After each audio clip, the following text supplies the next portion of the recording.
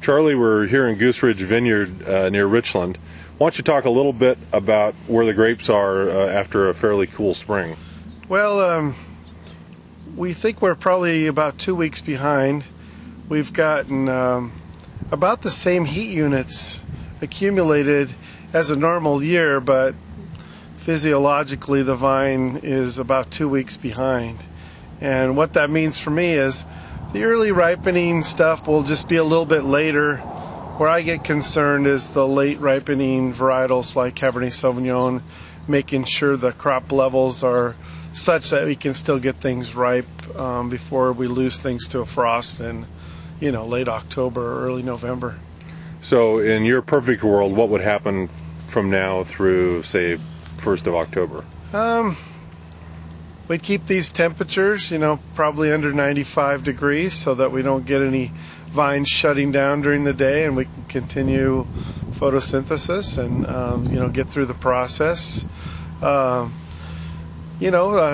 Look for those warm days in the fall, temperatures getting into the 70s every day, into September and into October, and no rain.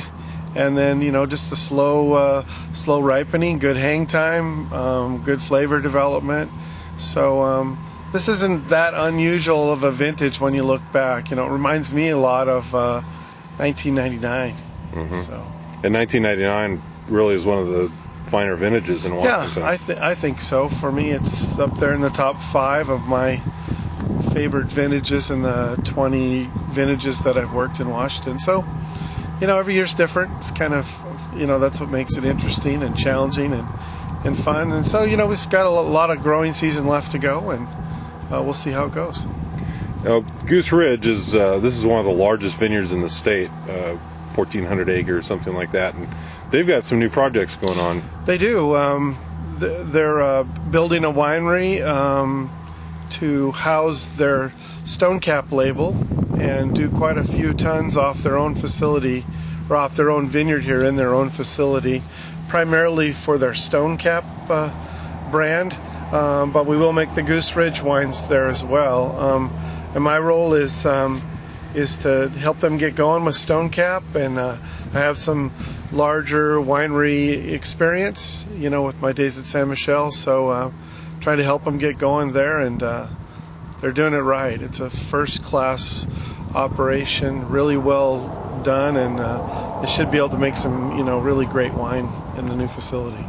How much wine can they make in this facility they're building? Well, the capacity is to do 5,000 tons if they need to at some point. They're going to ease their way into it, so maybe a couple thousand tons to start with, and then with the facility itself has rooms to put tanks in to do that much, and the industry's growing. There's a need for places that can process fruit, and the bulk wine market from Washington's really a hot market right now. So it gives them some diversity. They can they can sell grapes. They can make bulk wine. Plus they've got a new label, the Stone Cap label that's been out in the market, and so it's good for them. Good. We're standing in a Malbec vineyard right now, and that's a grape you're kind of excited about. Yeah, I've since the mid '90s, I've thought that Malbec was a special variety in Washington, and here we are, a little more than 10 years later, and it's sort of coming into its own. I just bottled my 4th vintage of Malbec, and I like it. I think it has a tremendous upside, great flavors and color from Washington. And I think, when you look at the variety, other parts of the world have done a great job in helping sort of educate the consumer, mainly the Argentines, and about how great Malbec can be, and so they've helped us in the marketplace. So I think it's got a good niche. I think it has a huge future. I'm excited about it. I'm making more every year, sticking kind of with what I'm doing with Fidelitas, and that's primarily Bordeaux varieties and Bordeaux style blends. Now, on the reverse side, you've stopped making Syrah. Well, I still make, I still just bottled my 2006 8 Syrah. But in the case of Fidelitas, for a couple reasons, your product line can just expand to no end, and I wanted to have some focus and a theme to it. So I won't make Syrah from 2007 vintage on. However, I'll have my 8 Syrah in the marketplace with this 2006. It just makes it easier when we're trying to get out there and tell the story of Fidelitas, not to have a wide extension of products. Even at that, with all the little vineyard designates that and appellation specific wines at Fidelitas, we still make 13 different wines. So it makes it a little easier when you sort of scale the product line back a little bit. And as far as Syrah goes, it's still a hot variety in the Northwest.